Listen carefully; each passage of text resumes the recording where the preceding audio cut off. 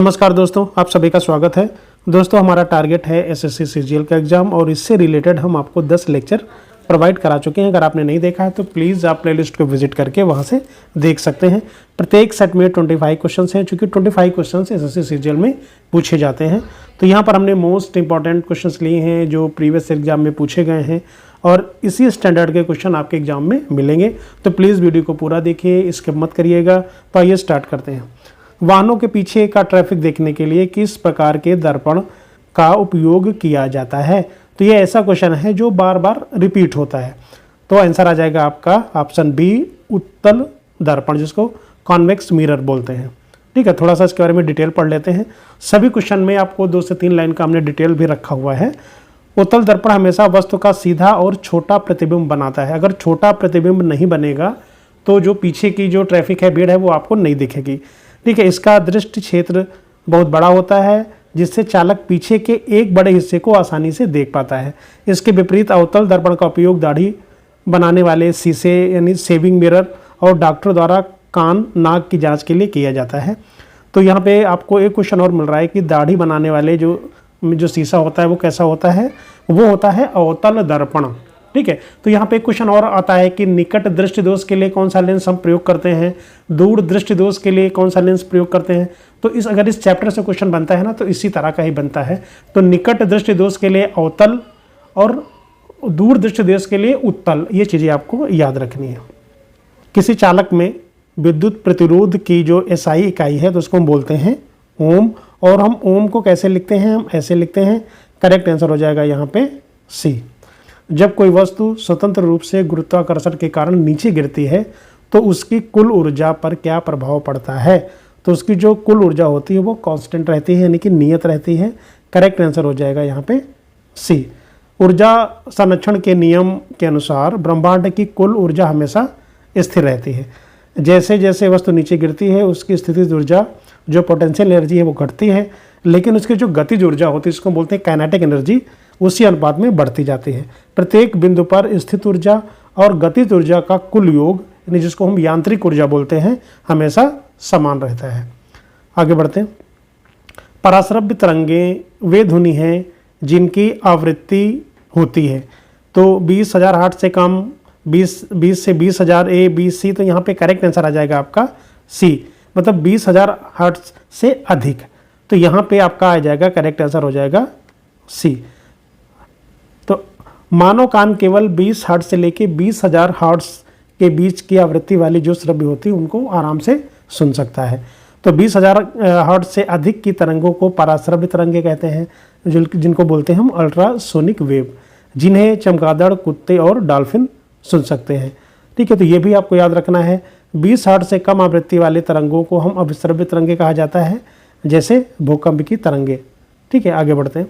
गुरुत्वाकर्षण का नियम किसके द्वारा प्रतिपादित किया गया था? तो करेक्ट आंसर हो जाएगा यहाँ पे भी, आइजैक न्यूटन के द्वारा प्रतिपादित किया गया था।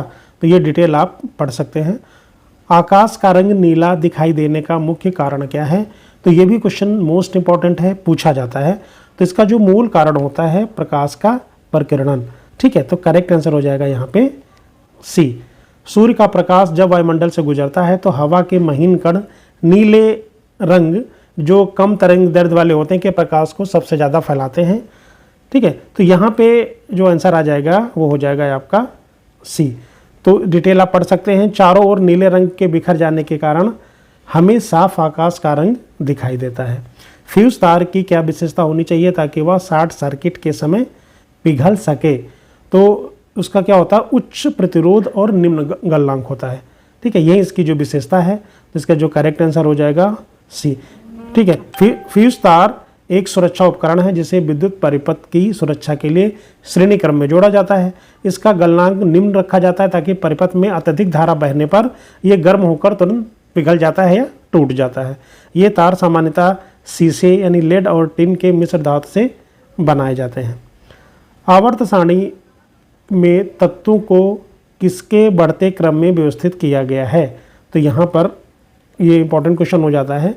तो परमाणु क्रमांक के जो एटॉमिक नंबर है उनके बढ़ते हुए क्रम में इसको व्यवस्थित किया गया है। तो आधुनिक आवर्त नियम जो हेनरी मोज़ले ने 1913 में जो दिया गया था, इनके अनुसार तत्वों के गुण उनके परमाणु क्रमांक के आवर्ती फलन होते हैं। तो यहाँ पे इससे पहले मेंडलीव की आवर्त सारणी परमाणु द्रव्यमांक पर आधारित थी, जिसमें कई सारी विसंगतियाँ थीं। आगे बढ़ते हैं। शुद्ध जल का पीएच मान कितना होता है और इसकी आवृत्ति क्या होती है? तो शुद्ध जल का पीएच मान होता है 7, यानी उदासीन, जिसको बोलते हैं हम न्यूट्रल। तो करेक्ट आंसर हो जाएगा बी। पीएच स्केल का उपयोग किसी विलयन की अम्लता या क्षारीयता को मापने के लिए किया जाता है और इसकी खोज किसने की थी? इसकी खोज की थी सोरेनसन ने, इसकी खोज किया था। तो 7 से कम पीएच वाले जो विलयन हो वो क्या होते हैं? वो एसिडिक होते हैं, और 7 से अधिक जिनका पीएच होता है वो क्षारीय होते हैं। शुद्ध जल का पीएच ठीक 7 होता है, जिसका अर्थ है कि ना तो अम्लीय और ना ही क्षारीय। जंग लगने पर लोहे के भार पर क्या प्रभाव पड़ता है? ये सब क्वेश्चन रिपीट हुए हैं। तो जो लोहे का भार है वो बढ़ जाता है। करेक्ट आंसर हो जाएगा बी। जब लोहा हवा की ऑक्सीजन और नमी से संपर्क में आता है तो वह रासायनिक क्रिया करके हाइड्रेटेड आयरन ऑक्साइड बनाता है। तो आयरन ऑक्साइड का जो फार्मूला होता है Fe2O3 बनाता है। ठीक है, इस प्रक्रिया में लोहे के साथ ऑक्सीजन और हाइड्रोजन के परमाणु भी जुड़ जाते हैं, जिससे लोहे का कुल वजन बढ़ जाता है। तो जंग लगना एक रासायनिक परिवर्तन और ऑक्सीकरण का उदाहरण है। परमाणु के नाभिक में कौन कौन से मूल कण उपस्थित होते हैं? तो प्रोटॉन होते हैं और न्यूट्रॉन होते हैं। करेक्ट आंसर हो जाएगा आपका बी। परमाणु का लगभग पूरा द्रव्यमान उसके केंद्र में स्थित एक छोटे से नाभिक में केंद्रित होता है, जिसकी खोज की थी रदरफोर्ड ने। नाभिक के अंदर पाए जाने वाले प्रोटॉन धनावेशित और न्यूट्रॉन उदासीन को सामूहिक रूप से न्यूक्लियंस कहा जाता है। तो जो प्रोटॉन होता है वो धनावेशित होता है और जो न्यूट्रॉन होता है वो उदासीन होता है। इलेक्ट्रॉन जो होता है वो ऋणात्मक होता है। नाभिक के चारों ओर निश्चित कक्षाओं में चक्कर लगाते हैं। चींटी के डंक में निम्नलिखित में से कौन सा अम्ल पाया जाता है? वेरी इंपॉर्टेंट क्वेश्चन है, कई बार पूछा गया है। तो फार्मिक एसिड पाया जाता है, जिसको मेथेनाइक अम्ल भी बोलते हैं। करेक्ट आंसर हो जाएगा सी। चींटी, मधुमक्खी या बिच्छू के डंक मारने पर वे शरीर में फॉर्मिक एसिड छोड़ते हैं, जिससे तेज दर्द और सूजन होती है। इस प्रभाव को कम करने के लिए डंक वाले स्थान पर बेकिंग सोडा जैसे हल्के क्षार का उपयोग किया जाता है। ठीक है, अन्य विकल्पों में क्या है आपका? एसिटिक अम्ल है, सिरके में होता है, टार्ट्रिक अम्ल इमली में होता है, और साइट्रिक जो अम्ल होता है वो नींबू या संतरे में पाया जाता है। तो ये चीज़ आपको याद रखनी है। निम्नलिखित में से कौन सी धातु कमरे के तापमान पर द्रव अवस्था में पाई जाती है? तो उसको बोलते हैं पारा, यानी मरकरी। तो करेक्ट आंसर हो जाएगा यहाँ पे बी। आगे बढ़ते हैं। पारा, जिसको हम इंडिकेशन कैसे लिखते हैं? Hg से लिखते हैं। एकमात्र ऐसी धातु है जो सामान्य तापमान और दाब पर द्रव अवस्था में पाई जाती है। इसका उपयोग इसके उच्च तापीय प्रसार के कारण थर्मोमीटर और बैरोमीटर में किया जाता है। तो इसका यूज़ भी आपको पता चल गया है। ठीक है, आगे बढ़ते हैं। लॉफिंग गैस या हास्य गैस का रासायनिक नाम क्या है? तो लॉफिंग गैस का नाम है नाइट्रस ऑक्साइड। करेक्ट आंसर हो जाएगा यहाँ पे भी। इसको बोलते हैं N2O, नाइट्रस ऑक्साइड। ठीक है, तो नाइट्रस ऑक्साइड एक रंगहीन और गंधहीन गैस है, जिसे सूंघने पर हंसी या उत्तेजना पैदा होती है।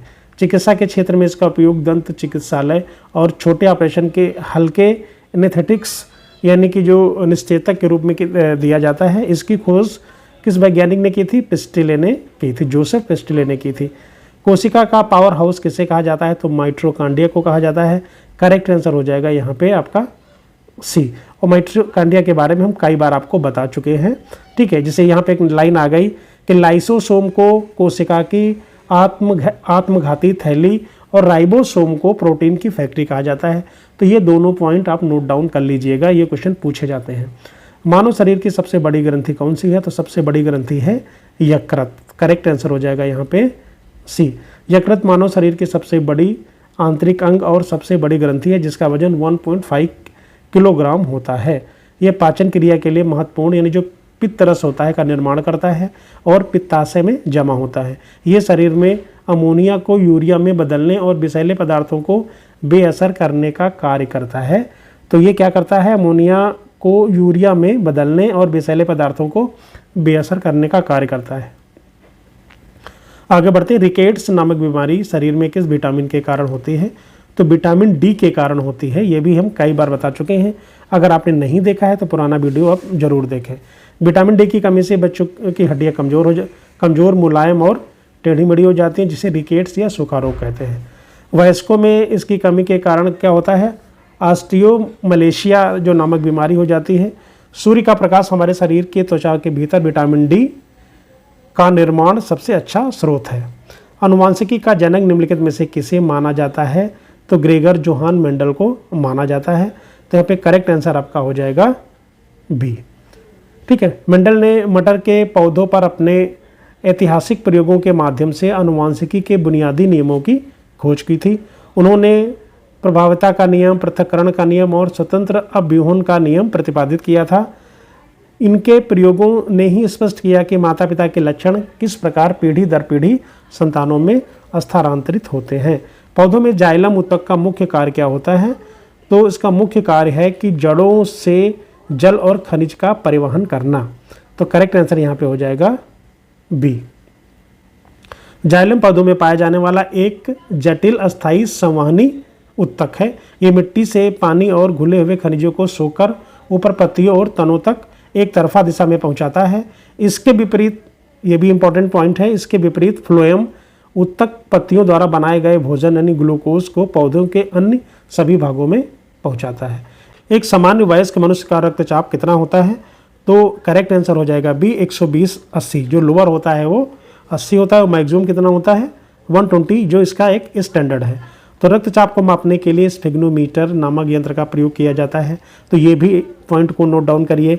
इसमें जो ऊपरी मान है तो 120 mmHg जिसको बोलते हैं सिस्टोलिक, ठीक है, और जो निचला होता है उसमें 80 mmHg जिसको बोलते हैं डायस्टोलिक, ठीक कहलाता है। जब रक्तचाप 90-140 से अधिक लगातार बना रहता है तो उस स्थिति को उच्च रक्तचाप बोलते हैं, जिसे क्या बोलते हैं उसको हाइपरटेंशन एक नाम होता है, इसको हम बोलते हैं।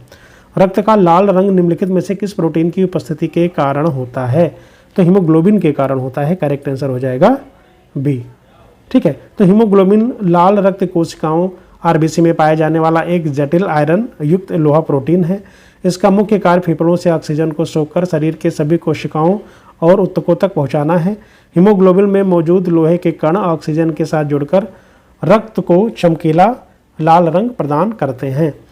एड्स रोग मानव शरीर के किस तंत्र को मुख्य रूप से प्रभावित करता है, तो जो प्रतिरक्षा तंत्र होता है ये उसको प्रभावित करता है, और इसका जो फुल फॉर्म होता है एक्वायर्ड इम्यूनो डिफिशियंसी सिंड्रोम, इसका जो फुल फॉर्म होता है। ये वायरस शरीर की मुख्य रक्षा जो कोशिकाएं विशेषकर टी लिम्फोसाइट या CD4 कोशिकाओं पर हमला करके उन्हें खत्म कर देता है। इसके कारण शरीर की जो सामान्य बीमारी जैसे सर्दी खांसी से भी लड़ने की क्षमता पूरी तरह से समाप्त हो जाती है। किसी पारिस्थितिकी तंत्र में ऊर्जा का प्राथमिक स्रोत और मुख्य स्रोत क्या होता है, तो जो इसका मुख्य स्रोत होता है सूर्य का प्रकाश। करेक्ट आंसर हो जाएगा बी। और इसके बारे में हम कई बार डिस्कस कर चुके हैं, अगर आपने नहीं देखा है तो प्लीज़ आप प्लेलिस्ट को विजिट करके देख लें। पृथ्वी पर लगभग सभी पारिस्थितिकी प्रणालियों के लिए सौर ऊर्जा, जिसको बोलते हैं सूर्य का प्रकाश, ही जीवन का आधार और ऊर्जा का मूल स्रोत है। हरे पौधे उत्पादक प्रकाश संश्लेषण द्वारा इस सौर ऊर्जा को रासायनिक ऊर्जा यानी भोजन में बदलते हैं। आगे बढ़ते हैं। पेनिसिलिन नामक प्रथम वैश्विक एंटीबायोटिक की खोज किसने की थी, तो अलेक्जेंडर फ्लेमिंग ने की थी।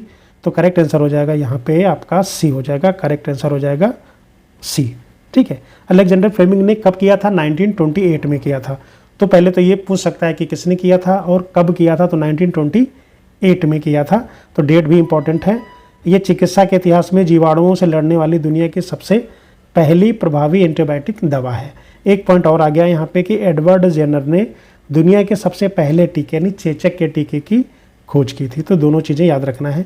घेंघा रोग किसकी कमी के कारण होता है, जिससे गले की ग्रंथि में सूजन आ जाती है, तो करेक्ट आंसर हो जाएगा सी। आयोडीन की कमी से घेंघा रोग होता है। और गर्दन में स्थित जो थायराइड ग्रंथि को थायरैक्सिन हार्मोन बनाने के लिए पर्याप्त मात्रा में आयोडीन की आवश्यकता होती है। जब इसकी कमी हो जाती है तो घेंघा रोग होता है। तो दोस्तों आशा करता हूँ कि वीडियो अच्छा लगा होगा। प्लीज़ लाइक शेयर और सब्सक्राइब जरूर करें। Thank you very much.